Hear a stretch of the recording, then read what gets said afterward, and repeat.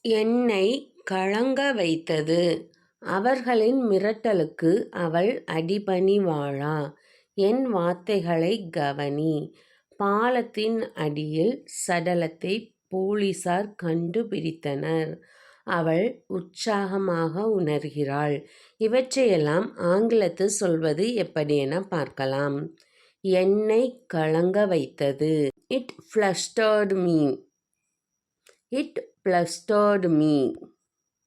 அவர்களின் மிரட்டலுக்கு அவள் அடிபணிவாளா?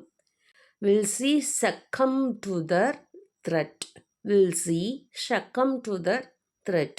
Will she succumb to their threat? என் வார்த்தைகளை கவனி. Heed my words. Heed my words. பாலத்தின் அடியில் சடலத்தை போலீசார் கண்டுபிடித்தனர். The police found the corpse under the bridge. The police found the corpse under the bridge. The police found the corpse under the bridge.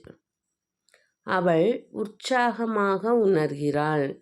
She feels elated. She feels elated.